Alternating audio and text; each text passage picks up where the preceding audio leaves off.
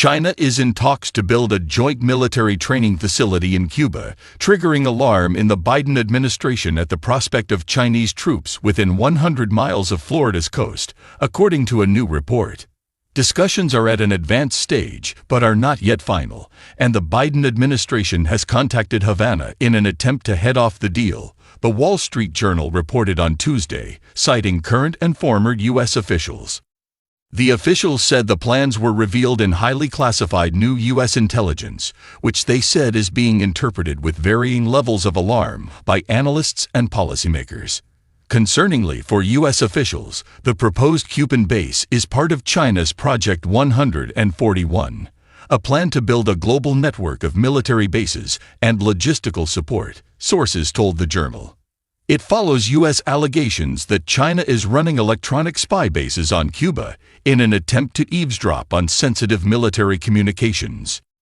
The White House and the Pentagon did not immediately respond to requests for comment from the media on Tuesday morning. A spokesperson for China's embassy in Washington, D.C. referred questions from the media to recent remarks from Chinese Foreign Ministry spokeswoman Mao Ning.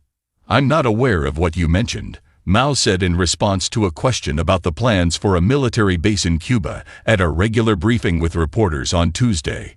"We hope relevant parties will focus their time and efforts on doing things that are conducive to mutual trust and regional peace, stability, and development," she added. Word of the proposed training facility comes after U.S. Secretary of State Antony Blinken concluded a two-day diplomatic visit to Beijing, where he met with Chinese leader Xi Jinping, but failed to establish military hotlines sought by the U.S. side. Blinken said China is not ready to resume direct military-to-military contacts, something the U.S. considers crucial to avoid miscalculation and conflict, particularly over Taiwan.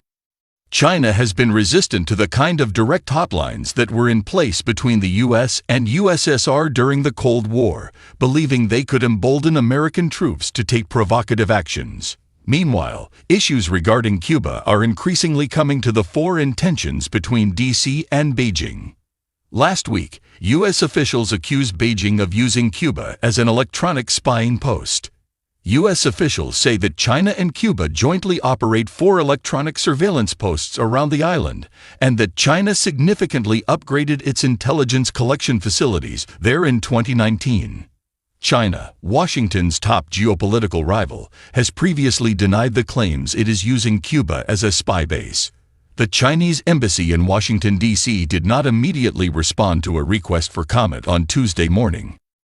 Earlier this month, a Chinese foreign ministry official dismissed claims of any military arrangement between China and Cuba, saying that the U.S. is an expert in chasing shadows. Cuba says the only military incursion in its territory is the Guantanamo Bay Naval Base, which belongs to the United States, and previously dismissed claims of a Chinese base as a U.S. fabrication.